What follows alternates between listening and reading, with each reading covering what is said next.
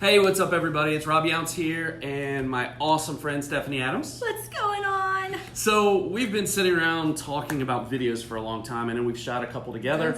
Awesome. And they've got really good feedback. So Stephanie and I are going to be doing this on a regular basis because we're always having conversations with each other about credit, about clients, about issues within our industry. So we want to go ahead and do this on a regular basis and send out the information. Oh my God, yes, because there's, well, I mean, other than just credit, because, that's my realm.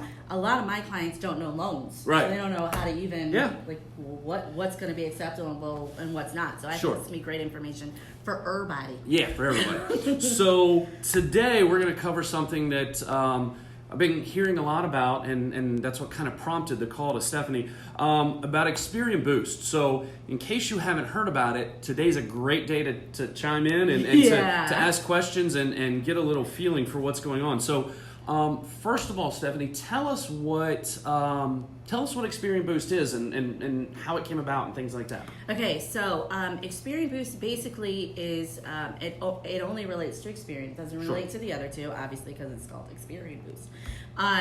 It came about for people who don't have credit to be able to really boost their credit profile. Okay, makes sense. Experian the name? Boost. Yeah.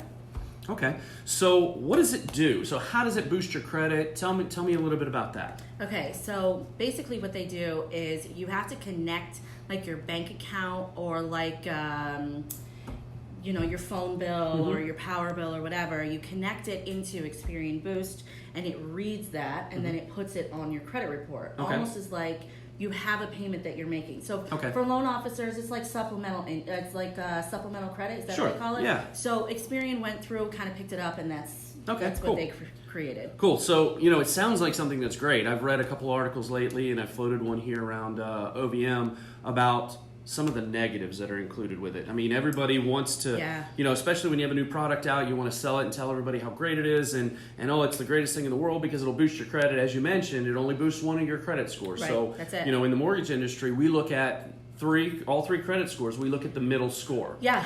So if it's a little bit lower, maybe it bumps it up and bumps that middle score up. But, ultimately, I guess the overall feeling is that it's a good thing. What are some of the negatives that are associated with it? So, and I'm going to get a little geeky here for a second, but when something is placed on your credit report, FICO, when it picks it up, it has to read certain pieces of data, and that's how it creates a credit score. Okay.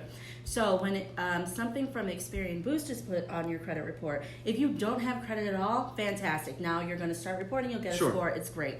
The negative side is for people who already have credit established and they're using it, it basically looks like a maxed out loan. Okay. So it's one term, 1 month term is what they're putting it on, whereas with a loan, you'll have a couple of years.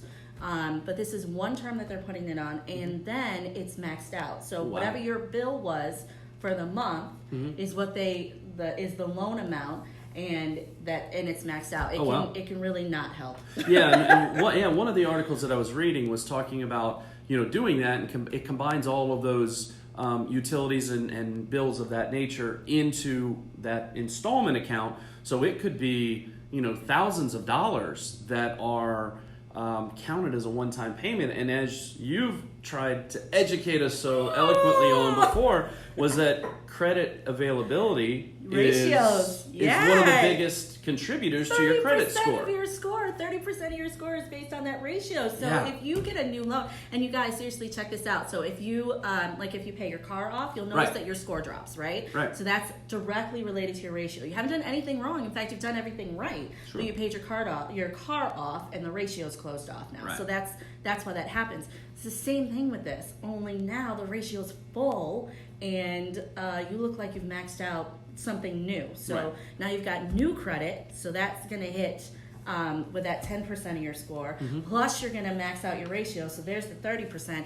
I'm going to get really geeky on this, so I should probably stop now. It's not a good thing to use if you have credit and it's established. It's just not. Right.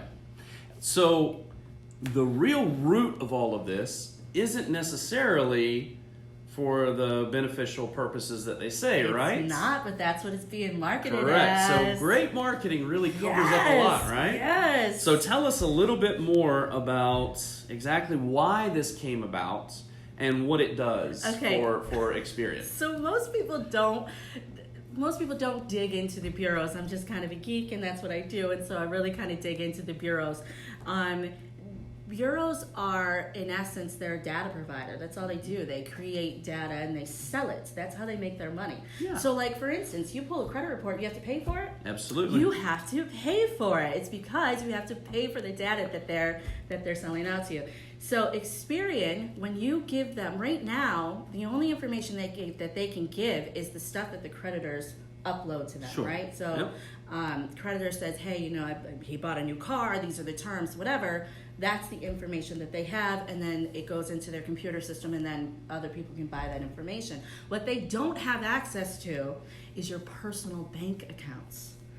And what Experian turned around and did was put in this pretty shiny Christmas box and said, hey, look, this could boost your credit score if you just give us a little more information about you. And now you've opened up your entire personal accounts to Experian for them to turn around and sell that data. And I've noticed too, this is happening a lot more.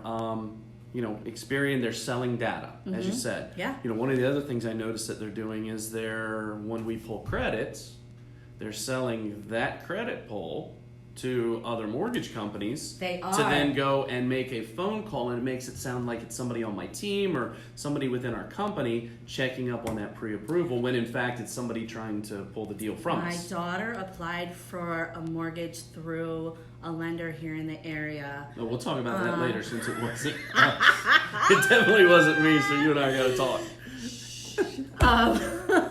But she applied through, she got pre-approved for a mortgage, and actually yesterday she opened up a letter from another lender. So basically that information had been sold. She was put on a list, and that lender was able to get that information and contact her and say that she was already pre-approved. So these credit reporting bureaus are really about making money. Heck yeah, man. Data is, so if you read the articles that are out there now, data is worth more than gold at this point. So the more information you have on somebody and the more you can dial it down, the more valuable you become. Absolutely. So Experian Boost, it certainly has its place, but I feel there's a lot of negatives that are associated with it. So it doesn't work for everybody. So if you have somebody, if you don't have enough credit, or you've been denied on a pre-approval or something like that, you can reach out to Stephanie or me, and we can point you in the right direction.